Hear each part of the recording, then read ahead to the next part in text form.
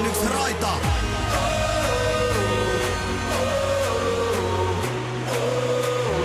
Vaan yks elämä, vaan yks raita. Tänään tapahtuu, mä tunnen sen ilmassa. Oikein kivaa kesästä iltapäivää. Radio Hietalahteen kuuntelet jälleen kerran. Tässä ei ollut pitkä aika, kun tehtiin edellinen lähetys, mutta nyt kun VPS-osa tapahtuu niin paljon, niin tehdään uutta. Täällä on Tommi Helmen Radio Vaasasta, sitten on Juuna Nyström Vaasaplanetista. Moi! Morjens. Juuna, sä oot Foo Fightersin keikasta toipunut. Minkälainen reissu oli Helsinki? Aurinkoinen ja hieman uuvuttava. Jätetään se siihen leijumaan. Ja täällä on myös vieraana Sebastian Bundars. Oikein hyvää päivää. Kiitos. Mites menee? No, hyvin menee. Tässä vielä ehtii lomailla ehkä vielä pari päivää ja pitää nauttia vielä juhannuksesta. Niin. Kyllä, sä oot täällä Suomessa juhannuksessa. Joo, kyllä. Mitäs täällä? Sää on varmaan hyvää niin kuin aina ja näin. Niin. Hei Sebastian, kerropa vähän, vähän sun työstä, se on mielenkiintoinen, mitä sä teet duunikseen. Ja sä et asut täällä Suomessa, oot Ruotsissa asut normista, mutta täältä totta kai kotoisin. Joo, kyllä täältä kotoisin, mutta asun Ruotsin Tanskassa eli Skånessa ja opiskelen lähinnä, mutta teen duunia myös firmalle nimeltä Grace Note, joka periaatteessa tekee aika paljon urheilutilastoja ja näin poispäin. Suomesta ei niin paljon, mutta varsinkin isoista liigoista, Eurooppa-peleistä ja näin muuta, niin mun työtehtävät on nyt lähinnä Allsvenskanin ympärillä, mutta täälläkin varmaan tänään voi jeesata vähän. Kyllä, tosiaan puhutaan tässä SIK-pelistä, joka päättyi Vepsun 0-1 voittoon tuossa viikonloppuna, ja sitten puhutaan Europeleistä, siellä on Olympia Ljubljana tulossa vastaan, ja noi pelit on 29. päivä täällä Vaasassa, eli ensi viikon torstaina ja 6. päivä sitten kesäkuuta, niin tuolla Ljubljanassa, mutta mennäänkö tuohon SIK-peliin ekana? Me kaikki siellä oltiin paikalla, niin Juuna, sanoppa omat kommentit siitä pelistä. Se oli aikamoinen vääntö. No joo, mutta mä voisin sanoa niin kuin Petri Vuorinen sanoi eilen, kun oli tämä Ropsi ennakkopressi, niin että se oli varmaan joukkueen niin kuin tasapainoisin peli tähän mennessä kautta, ja siinä mä oon kyllä samaa mieltä, että SIK:lla ei kyllä ollut paljon saumaa siinä pelissä, paitsi se Erfan Senelin tolppalaukaus. Että se oli kyllä hirveän tiivis, hyvä puolustus ja hyökkäyspeli toimi. Vaikkei niitä hyökkäyksiä nyt tullut niin hirveän monta, mutta hienoa peli välillä ja etenkin se puolustus oli kyllä niinku ajoittain ihan loistavaa. Joo, kyllä niinku alukauden fiilis kyllä Timi Lahdesta esimerkiksi niin on kyllä niin vakuuttava, ja taas tuossa pelissä mun mielestä siinä 3 topparin siinä keskellä niin oli kyllä aika huikea, että vielä kun se Vepsun prässi pakotti SIK roiski niitä palloja, niin ne oli aika helppoja palloja Timi Lahdelle, tai ainakin sai näyttämään helpolta. Mitäs Sebastian? Joo, kyllä samoilla linjoilla, että SIK:lla nyt ei ollut yhtään semmoista oikeaa maalintekotilannetta, että se tolppalaukauskin vissiin tuli jostain boksin ulkopuolelta. Joo, niin että varsinkin se 3 topparin linja toimi nyt todella hyvin, että totta kai SIK:lla on ollut omat ongelmat tämän kevään aikana, mutta onhan se vahva joukkue, siitä ei pääse mihinkään. Ja vakuuttava ja semmoinen samanlainen peli huomenna, niin saadaan hyvät pohjat europeleihin. Niin, siellä on huomenna tulla sitten Ropsi, joka on varmaan erityyppinen, että sieltä tullaan näkemään paljon prässejä. Mutta tuosta SIK-pelistä, niin pakko kysyä, Juuna, katsoin Vaasapaaretin hienon reportin, minkä olet vääntänyt, niin antanut Jeppe Engströmille täyden 10 sitä ottelusta. Se oli kyllä helppo ratkaisu. Joo. Siis pakko sanoa ensteeksi Jeppe Engströmistä, että jos ajattelee tätä VPS, joka nyt on toiminut Vuorisen ja Sarajärven alla, niin yksi niistä pelaajista, joka on kehittynyt eniten, on Jeppe Engström. Ja just tämä wingbackin rooli sopii hänelle kyllä tosi hyvin. Ja nyt hän on myös ruvennut niinku hyökkäämään ja uskaltaa vähän ottaa sitä hyökkäävää roolia. Ja se näkyy nyt tässä SIK-pelissä. Siis, se oli koko laita. Se oli hänen taskussa, koko peli. Niin mä rupesin miettimään, että onko tämä wingback nyt se rooli, mikä Jepelle on löytynyt, koska hän on pelannut niin laituria ja sitten laitapuolustaja, ja sitten jotenkin tuntuu, että ei sitä oikeasti se rooli on löytynyt, vaikka on pelannutkin aika paljon, mutta onko tämä wingback nyt se sitten?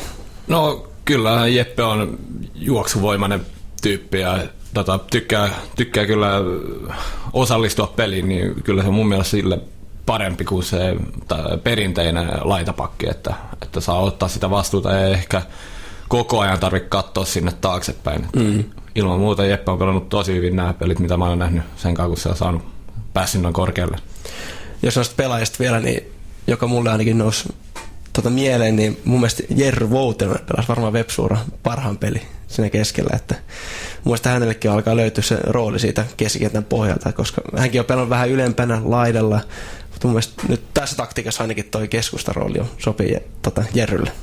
Niin se kyllä löytänyt paikkaansa siinä, ja silloin se ajoitus ja niinku, jos voi käyttää semmoistakin sanaa kuin instinkti siinä, että mitä kannattaa lähteä ja miten, niin se osaa kyllä ton homman tosi hyvin. Ja se on tietysti tuommoisessa roolissa, niin se on semmoinen pelaaja, jos sitä ei varmaan niinku aina huomaa siellä kentällä, mutta se on taas tuossa roolissa just semmoinen, mitä pitää ollakin. Se hoitaa se tonttinsa ja pitää se keskikenttäpelin, prässin, sumpun tai mitä siellä tehdään, niin se pysyy balanssissa. Se on kyllä, tietysti siinä on älykkään pelaajan enteet, kun pystyy hoitaa tuommoisen homman noin, sanotaan niinku kliinisti. Niin. No voidaan ottaa tuosta muutama sana tuosta Ropsi-pelistäkin, niin se on tosiaan huomenna torstaina. Juha Mallisen joukkue tunnetaan prässistä ja varmaan semmoista nähdään nyt torstainakin, vai mitä mieltä? Ihan varmasti, ja no viime peli Ropsia vastaan oli aika sekava, eikö päätti 2-4 meille Rovaniemellä, ja joo, se on mielenkiintoinen jengi, nekin on tehnyt aika paljon muutoksia viime kaudesta ja pelannut ehkä vähän epätasaisesti jopa, mutta kyllä se on hyvä testi kanssa Vepsulle, että ehkä vähän erilaista tämmöistä hullua prässiä kuin mitä SIK tekee, vaikka nekin kyllä suht hyvin prässäs, että Peter Vissin sanoi tässä eilen tai toissapäivänä, että kiva, että Veikkausliigan jengit prässää eri tavalla, niin mekin saadaan harjoiteltua. Ja näin, että kyllä mä uskon, että hyvä peli tulee ja vähän ehkä ajankohta on, mikä on, kun torstai-ilta ja juhannukset ynnä muut, mutta toivottavasti jengi löytää paikalle ja kyllä jengi tarvii nyt tukea tässä lähiviikkoina.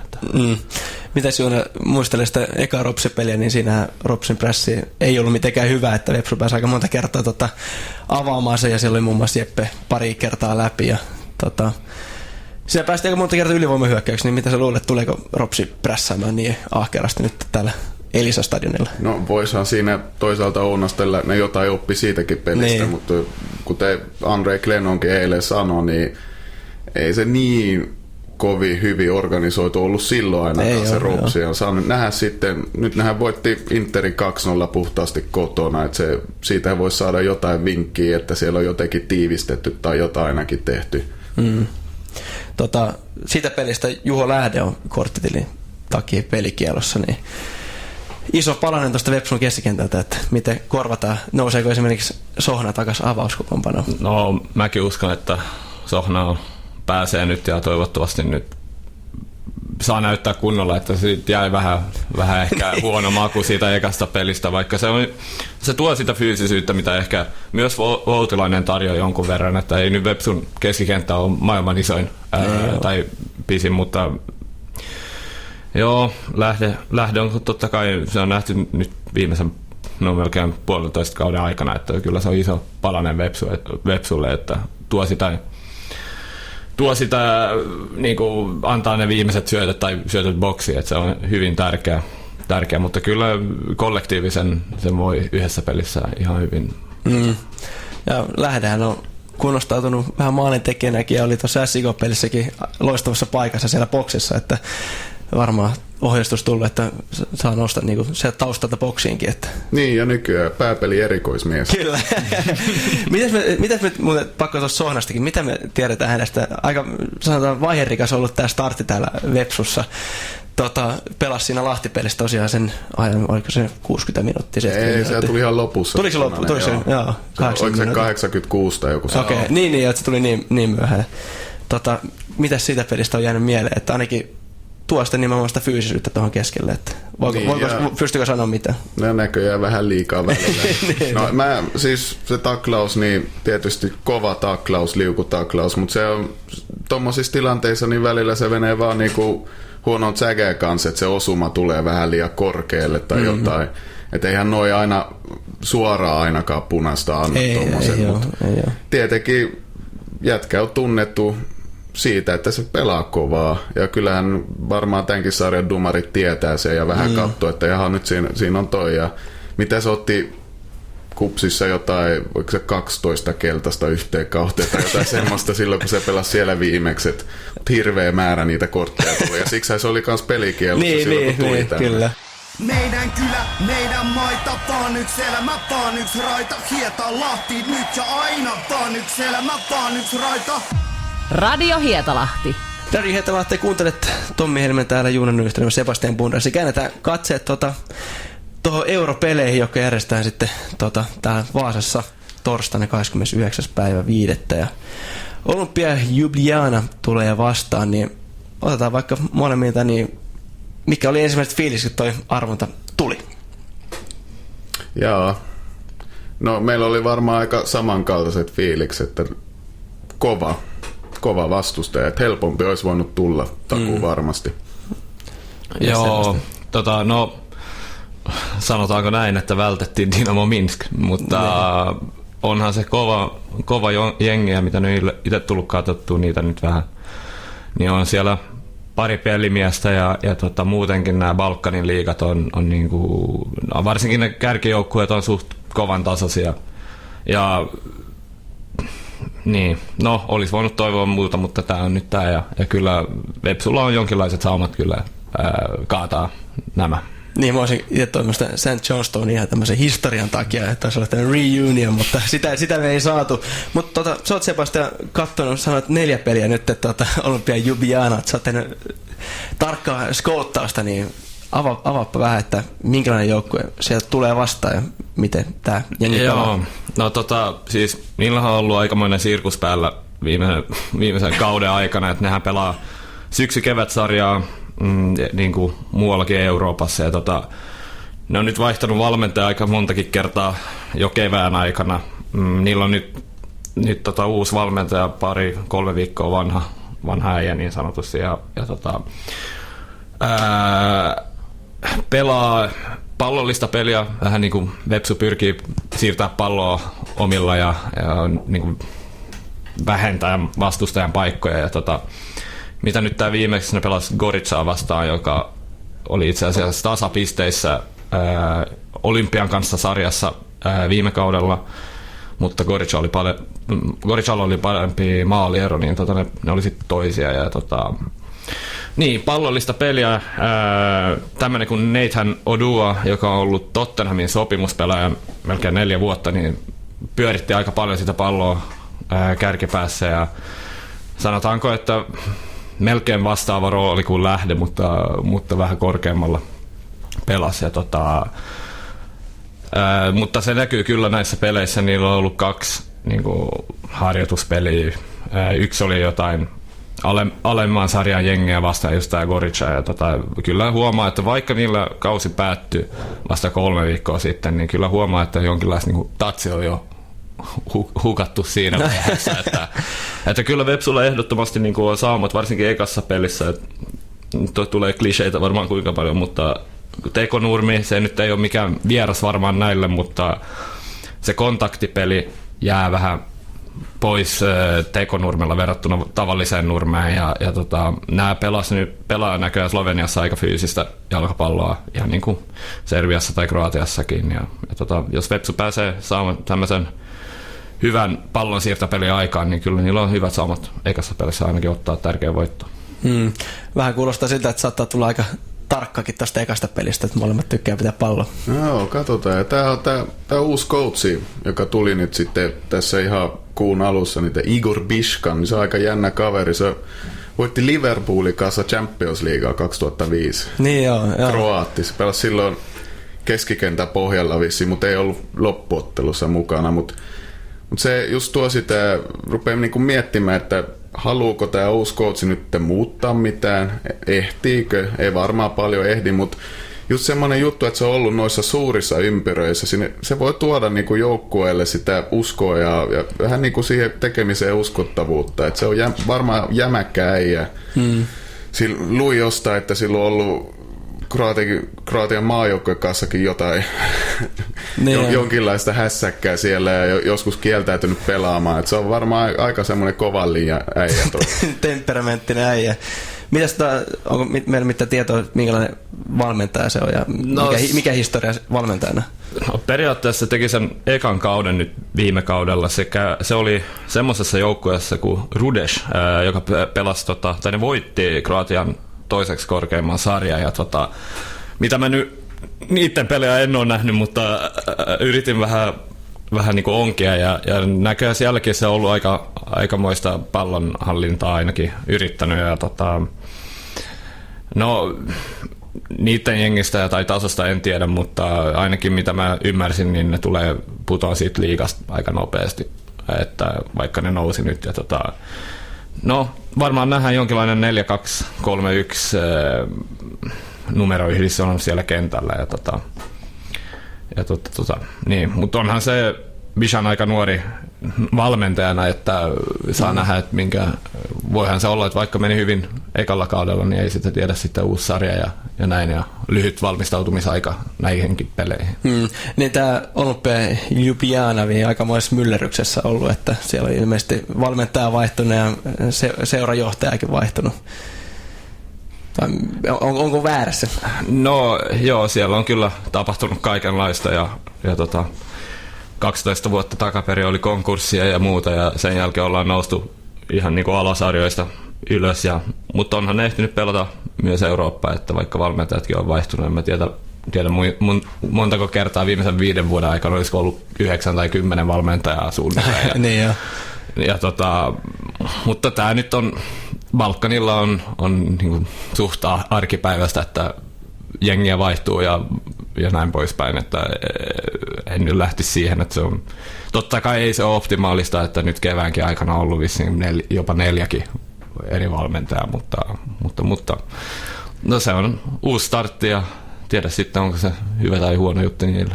Niin, mitä Joona, minkälaisia ajatuksia, että minkälaista on Vepsun mahdollista mennä jatkoon? Että... No kaiken tuon pohjalta niin yksi kiinnostava asia on se kyllä, että kuinka varovaisesti tai ei varovaisesti ne lähtee pelaamaan tätä Vaasan peliä. Et lukasit tuosta niiden omilta nettisivuilta, että tämä kapteeni Branko Ilic oli sanonut, että pitää olla niinku fiksu ja taktinen nyt sitten ja lähteä siitä pohjalta peliin, mutta noit tommoset kommentit niin ei kyllä tarkoita yhtään mitään periaatteessa, mutta voisihan siinä niinku arvailla vähän, että ei ne nyt ihan niinku täydellä höyryllä tule pelaamaan, että kuitenkin kun vieraissa aloittaa, niin siinä voi olla ne taktiset hyödyt kanssa, pelaa vähän varman päälle ja sitten omalla stadikalla, mitä siinä mahtuu 16 000 tai jotain semmoinen, ja niillä on aika äänekkäät fanit siellä, ja kyllä ne varmaan laskee siihen, että kotona tämä niinku hoidetaan. Joo, se voi olla. Mitä miettii, Vepsu aloittaa nyt kotona, niin saadaanko siitä mitään hyötyä? No yleisestihän Euroopassa, tai ne, jotka seuraa europelejä, niin on sitä mieltä, että vieraissa on aina parempi aloittaa. Ei ehkä niin hyvää kuin luulisi, mitä mä nyt olen laskenut, niin 55% antaa niille, jotka aloittaa vieraissa, että ne käy ja menee jatkoon, niin ei se nyt välttämättä mikään niin kuin sinänsä, mutta totta kai, että pääsee just tämän ekan pelin vähän tsiigaa, että minkälainen jengi Vepsu on, ja en mä nyt tiedä, paljonko niitä edes kiinnostaa skautata, varmaan jonkin verran yrittää katsoa tätä huomista peliä, mutta sanotaan nyt näin, että kannattaa pitää himassa ainakin se 0-peli, että sillä jo ollaan aika pitkällä, niin varsinkin jos ne tulee vähän passiivisesti, niin miksei saataisikaan sitä 0-peliä. Sitten totta kai, jos on 1-0 tulos vieraissa, niin yksiaikainen maali, niin se antaa jo aika paljon, että sehän on kans aika tärkeä. Ja pitää muistaa, että vaikka on vaikea vastus, niin kyllä näitä niin sanottuja ei-siidattuja joukkueita menee aika hyvälläkin prosentilla jatkoon yleensä näistä ekoista rundeista. Teitä ei mikään mahdoton tilanne ole. Ei, ja mitä nyt voisi No, en mä tiedä, onko tämä niinku, 30-40% Vepsulla on varmaan mahdollisuus mennä jatkoon, että ei tämä nyt mikään ole, mä näin jotain kertoimia jossain, niin vähän, olisiko ollut Ljubljana kerroin joku 1,02 tai jotain, niin kyllä sekin on vähän ehkä ei olla, joku on siellä ajatellut, että Veikkausliiga on mitä on, mutta ei, kyllä Vepsulla on jonkinlainen realistinen mahdollisuus, ihan ilman muuta. Joo, muutama sana noista pelaajista. Tuosta kävi ilmi, että tuolta seudut tulee fyysisiä pelaajia, niin selvissä oli vähän sulla sellaista listaakin noista pelaajista. Joo, siis... Mitä me tiedetään niistä? Tavallaan nämä on ollut, siellä on, no mä oon ottanut periaatteessa 4 nimeä, joka oli vähän niin kuin kiinnostavia kohteita, niin just tää Odua, kova pelimies, pelannut, tai ei ole pelannut, mutta on kuulunut Tottenham Hotspursin ryhmään. 4 vuotta melkein, se aika nuori, se on vissi 20-21 vuotta nyt, mutta se kävi lähinnä lainalla vähän Peterboroughssa ja missä kävikään, ja se ilman muuta on vaarallinen eteenpäin. Sama niin kuin Juuna mainitsi, tämä Ilic, ihan kova tyyppi, pelannut La Ligaa tai Segundaa ja sitten Venäjän liigaa, ja sitten kävi vissi Astanassakin muistaakseni ja pelasi jopa klubia vastaan tai oli ainakin ryhmässä mukana, ja sekin oli aika kova mies. Sitten on Ricardo Alves, joka on saanut joitakin matseja Portugalin liigassa. Se pelasi myös Gorizaa vastaan. Ja sitten mielenkiintoinen nimi, joka ei tarttunut niin kuin jotenkin näistä videoista, mutta Kingsley Boateng on kuulunut AC Milaniin. Ja sekin on, sanoo jotain nuoresta pelaajasta, että isot seurat on ainakin ottanut sopimuksen sen kanssa. Ei ole pelannut vissiin yhtään peliä niiden kanssa, mutta nyt päätyi Sloveniaan. Mielenkiintoinen nippu tulossa vastaan, että ainakin lupaavia pelaajia. Joo, siis ilman muuta, että vaikka ne nyt on, sanotaanko, että ne varmaan hakee vähän uutta vauhtia. Ilic nyt alkaa olla jo vähän vanha, niin se nyt on lähempänä sitä uran loppua, mutta just Odua, niin hakee varmaan uutta vauhtia, ja kyllähän sillä on ihan pakko olla tähtäimessä joku isompi liiga lähiaikoina, että ei ole pelannut monta peliä, se tuli tammikuussa ja olisiko pelannut joku semmoisen 4 peliä nyt kevään aikana tai jotain, mutta joo, kyllä kannattaa varoa, että eteenpäin niillä on kova jengi, sitten vähän puujalkoja siellä pakistossa, mutta isoja pelaajia nekin, että varmaan jos miettii nyt näitä kulmia ja vapaapotkuja, niin ne todennäköisesti aika kovia puolustaa sekä hyökkäämään niissä.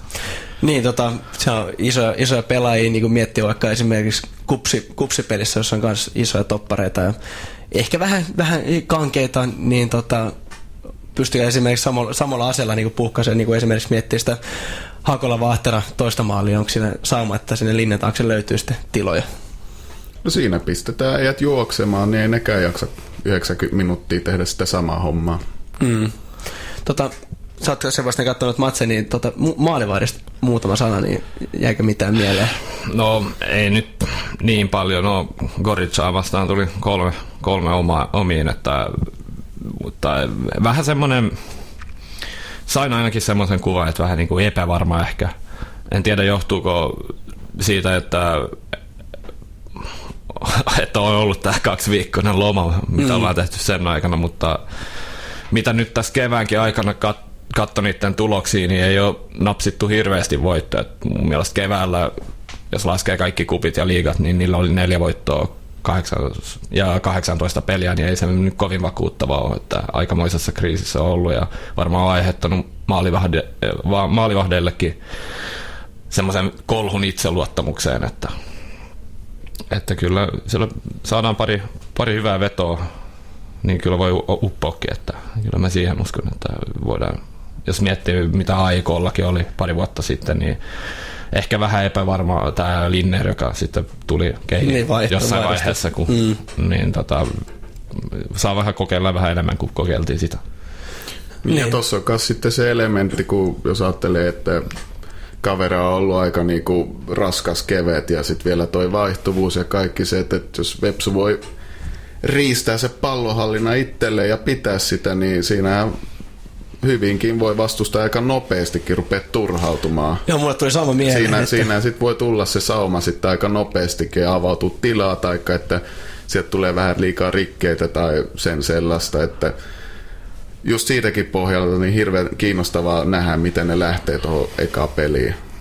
Voi jopa aika isossa roolissa pitää tätä tulevaa Ropsi-peliä miettiä noita europeleihin, koska tosiaan jos, no en tiedä just puhutte, että miten ne skouttaa, mutta esimerkiksi jos ne käyttää tätä Ropsi-peliä niinku semmoisena yhtenä mittarina ja ottaa siitä esimerkkejä. Jos vaikka Ropsi tulee niin kovaa prässiä ja onnistuu jotenkin horjuttaa Vepsun sitä peliavaamista, niin se voi entellä, että Ljubljanakin lähtisi sitten prässäämään kovaa, ja jos prässiä yhtenäistä, niin Vepsu ohittaa sen joka kerta. Joo, nimenomaan, että se Gorica-pelissäkin oli nähtävissä, että kyllä ne haluaa sen pallon riistää takaisin aika nopeasti, mutta ne syötötkin vähän välillä meni minne sattuu, että jos vertaa just Vepsuun, niin Vepsun syöttöprosentti on varmaan aika paljon korkeampi kuin mitä niillä oli siinä lauantain pelissä, ja muuten lisätään vielä siihen maalivahtiin, niin mitä mä nyt kaivan Slovenian liigasta, ei nyt ole tilastoja loputtomiin, mutta se, joka pelasi enemmän matseja maalissa, on vasta 18,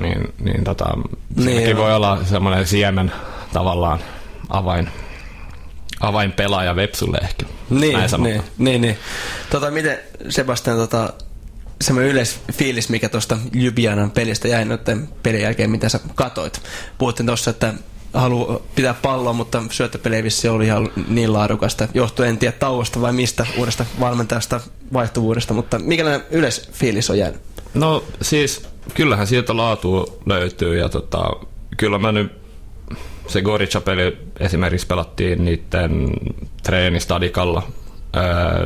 Nurmi ei ehkä ollut sitä parasta, niin toisaalta se voi olla, että riippuen siitä paljon ne treenaa nyt tämän tulevan viikon aikana Tekonurmella, niin kyllä ne pystyy sitä peliä viemään, mutta no vaikea siitä, ne muutkin pelit oli keväältä ja siellä on ollut toiset valmentajat, mutta pelaajaryhmä on ollut sama, niin just, että sitä laatua löytyy, mutta on vähän epävarma siihen, että onko niille niin kuin järkevää lähteä Vepsua vastaan pyörittää peliä vai pitäisikö vähän niin kuin laittaa bussi ekassa pelissä. Mä luulen kyllä, niin kuin tekin vähän sanoitte, että jos ne lähtee yrittää sitä pyörittämistä, niin voi olla, että Vepsu purkaa prässiin ja sitten saadaan hyvät tilanteet toiseen päähän ilman muuta. Joo, tähän alkaa kuulostaa ihan mielenkiintoiselta, että hyvin löytyy tietoa joukkueesta. Mitäs Juuna, minkälaisia yleisiä fiiliksiä on jäänyt nyt? Että onko jäänyt jotain mainitsematta? No, se pitää muistaa tässä, että vaikka tuossa on ollut kaikenlaista härdelliä tuolla Sloveniassa, niin onhan Ljubljana suosikki tässä tietenkin. Ja siinä voi kans olla hyötynsä. Jos ne tulee niin kuin isännä otteella pelaamaan, niin siitä voi kans saada sen niin kuin ainakin jonkunlaisen sauman. Mutta tässä tiedetään, että Vepsu joukkueena valmennustiimi tekee kaikki taustatyöt sen semmoiset hirveän tarkasti ja noihin peli omistaututaan kunnolle ja niin päin pois, mutta just tällaisessa 2 pelin karsintahommassa, niin siinä pitää muistaa myös, että siinä pitää löytää se rentous pelissä, ettei lähde puristaa liikaa. Ja just tämä juttu on kyllä mun mielestä nähty, jos ajatellaan näitä viime euroseikkailuja, kun ollaan menty Ruotsiin, niin ne vieraspelit, ne ollaan hävitty. Ja Vepsu hävisi molemmat vieraspelit, tai kaikki 3 vieraspeli 90-luvullakin. Et siinä pitää löytää se mielitila, ettei mietitä niin paljon sitä, että missä ollaan, ketä vastaan pelataan, vaan keskitytään siihen jokaiseen elementtiin siinä pelissä. Ja se tapa, millä Vepsu on viime aikoina tehnyt asioita, niin antaa kyllä osvittaa siitä, että nyt olisi kyllä paljon parempi sauma myös onnistua tässä, koska se on ollut aika paljon just se niiden pelaajien valmentajan arki tähän mennessä. Niin, ja sitä paljon Vuorinen puhui tuosta Seinäjoen voiton jälkeen, että miten se oli henkisesti, niin miten Vepsu oli valmis siihen peli heti ekasta minuutista lähtien, niin lupaa. Hyvä, että siellä on myös tuo henkinen puoli on kunnossa. Sanoit tuossa Sebastian, että vähän klisee tämä tekonurtsi vs. luonnonnurtsi, mutta onko se klisee sitten loppujen lopuksi? Miettii niitä, HJK pelasi silloin Eurooppa-liigan lohkovaiheessa, niin silloin paljon puhuttiin, että HJK sai ihan mielettömän edun siitä Sonera-stadionin Nurmesta, joka ei ollut edes välttämättä niin laadukas. Niin, siinä oli kyllä kelitkin mukana siinä. Niin. Pelataan talvella sekin. Tekonurmella Suomessa, niin eihän se voi olla kenellekään hauskaa. Ei. Mutta saako sitä mitään hyötyä? On se vähän nopeampi. Joo, on se, pallo liikkuu nopeammin ja just, että se riippuu paljon vastustajasta, että onko ne pelannut paljon. Mun mielestä Slovenian liigassa ei varmaan hirveästi ole niitä jengejä, jotka pelaa. Niillä on kuitenkin, vaikka niillä on tää syksy-kevätsarja, niin pitää aika pitkän tauon siellä joulun jälkeen. Ja niin, ainakin tämä kontaktipeli vähenee huomattavasti Tekonurmella. Siitä ollaan moitettu Ruotsissa paljon edestakaa, että mikä on oikea ja pitääkö olla. Mutta just se huomaa Tukholmankin derbyissä, että nämä ei ole samat derbyt, mitä oli joskus 10 vuotta sitten, kun ne pelasi Luonnonnurmella, kun ei ole tätä niinku fyysisyyttä samalla tavalla. Niin mä luulen, että kyllä se voi olla Vepsun etu. Toisaalta joo, klubi voitti talvella joku Kööpenhaminan, mutta nehän voitti Schalkenkin Tekonurmella joskus kauan sitten. Niin, totta. Että ei, kyllä se on... Teemu Pukin ura lähti nousuun. Niin. Kyllä. Niin, ja sekin voi tulla toisella kierroksella vastaan, mutta ei, mutta siis... Joo, kyllä se on Vepsun etu, että pelataan yksi matsi Tekonurmella ilman muuta.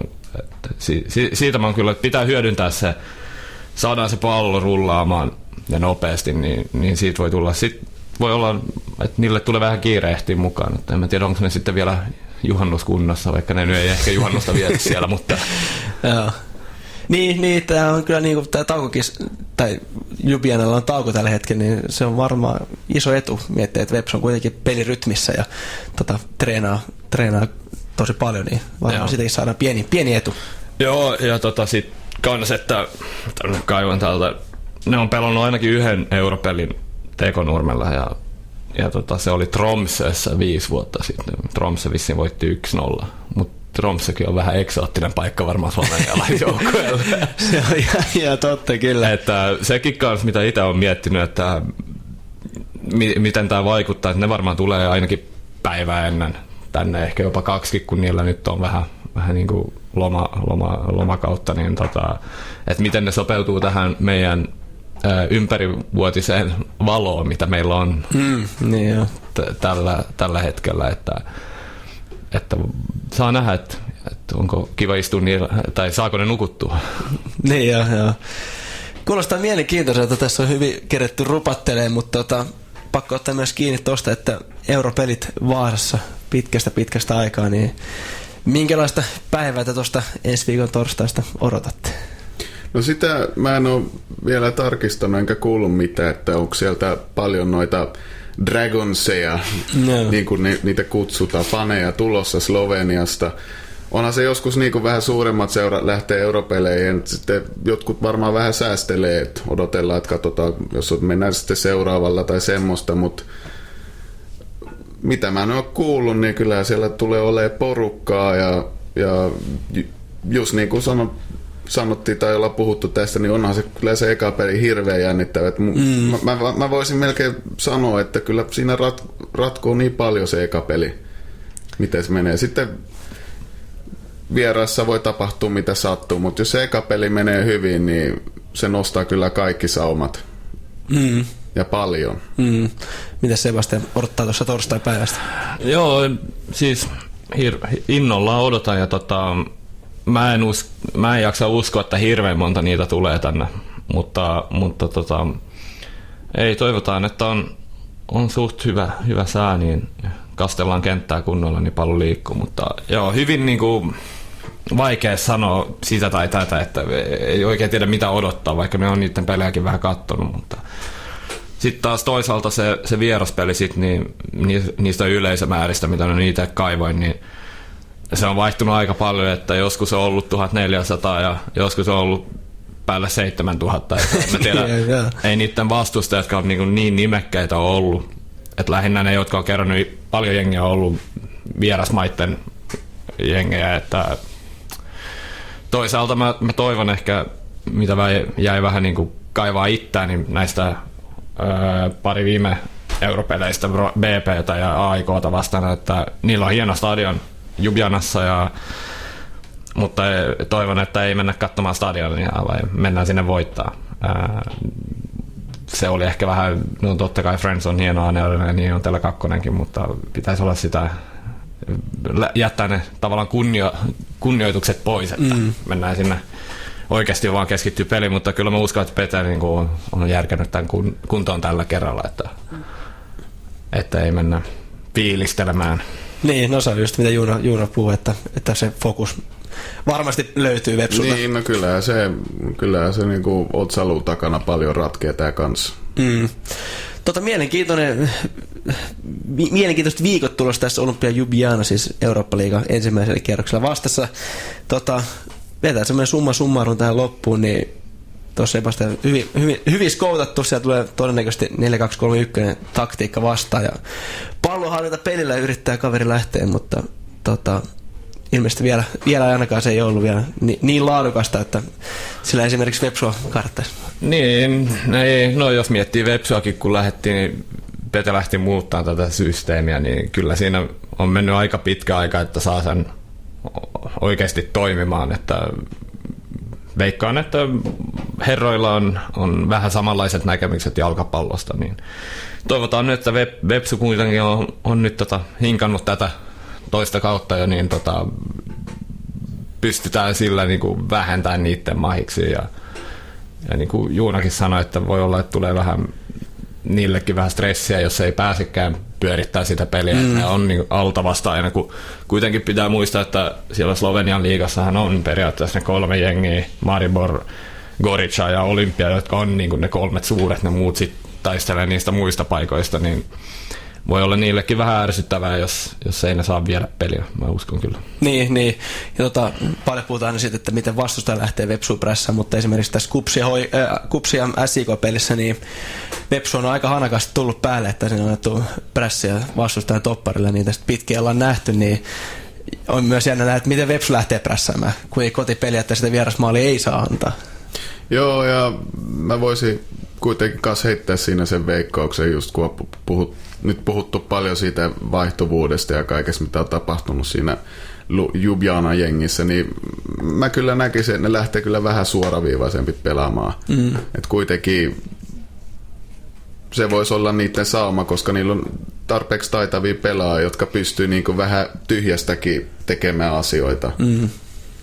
Mitäs Sebastian, katsotaan vielä tuosta sitä pelaajalistaa, niin se fyysisyys, että onko se nyt se, mihinkä Vepsu ei kannata lähteä kilpailemaan? Ainakin mitä nyt silmämitalta YouTubesta katoin, niin kyllä siellä on aika moni pelaaja on suht pitkä, että jos katsoo Vepsun rosteria, niin ei siellä hirveän moni tämmöinen tornio. Ja siellä on hyvät ja huonot puolet, että onneksi meillä on nämä pari pitkää siellä toppareina, Lahti, Koskimaa ja... Niin se on jännä nähdä, miten istutaan Koskimaa. Että varsinkin nämä vastustajan erikoistilanteet on kyllä roolissa. Ihan niin kuin just mainitsit Kupsin aikaisemmin, niin samat haasteet siinäkin. Niilläkin on ehkä jopa vähän enemmän näitä isoja kookkaita pelaajia. Niin se on jännä nähdä nyt, että miten tuo puolustuslinja tai taktiikka ylipäätänsä on muodostu, että istutaanko sinne Koskimaa Sohna esimerkiksi avaukseen. Mä luulen, että siitä Sohnasta voi, vaikka just tämä kontaktipeli vähän kärsii Tekonurmella, niin kyllä mä uskon kuitenkin, että Sohna voi olla ihan hyvä laittaa sinne häiritsemään niiden näitä taitavia pelejä. Et varsinkin tämä Oduva oli semmoinen vähän, näytti olevan semmoisessa vapaa-roolissa, niin voisi vaikka seurata sitä ja vähän hieroa sukkia aina välillä, niin voi jopa ärsyyntyäkin pikkasen. Joo. Ja jos Koskimaa osaa jonkun homman, niin se on just erikoistilanteiden puolustaminen. Sehän tuli nyt SIK-pelissäkin lopussa, pelasi semmoinen 10 minsaa siinä, ja se oli ihan täydellinen vaihto. Kun SIK rupesi pistää pitkään, niin Koskimaa poimi ne pallot kuin marjat sieltä ja heitti takaisin. Ja Kupsipelissä kans mun mielestä niitä kulmia lukunottamatta sitä, missä tuli maali. Oli vähän epäonnea. Että... Se oli hankala tilanne, mutta muut kulmat niin aina haki sen pääpallon, että siinähän Koskimaa on todella hyvä, että saa nähdä, että onko mies avauksessa sitten, mutta Tähän loppuun klassinen tulosveikkaus. Juuna, mitä ekasta Pitäisikö pelistä? niinku eka peli? Ota eka peli ja voidaan sitten ottaa uudet höpinät ton torstain jälkeen. Niin. No, sanotaanko näin, että ei ole Vepsulle hyvä tulos, mutta mä luulisin, että se eka peli päättyy 1-1. No, mitäs Sebo? No, mulla on vähän enemmän itseluottamusta ehkä kuin Juunalla, niin mä sanoin, että 2-0 ja sit tää ottelupari on melkein taputeltu. Että kuulostaa hyvä. Mä heitän 1-0 Vepsulle, mutta se vieras maali sitten pitäisi välttää, mutta katsotaan miten meille käy. Kiitoksia hyvät herrat, tämä oli mielenkiintoista keskustelua ja tästä vastustajasta tuli vähän lisää tietoa. Vähän harvinainen vastustaja ei välttämättä löydy helposti tätä infoa, mutta hienosti äijä tavasi ja otan teille hyvät juhannukset. Samoin. Hyvät juhannukset kuulijoille ja palataan tosiaan ääneen ton ensimmäisen Europelin jälkeen. Moi moi! Seuran raitaa, musta valkoista paitaa, tänään kaikki kaadetaan. Radio Hietalahti.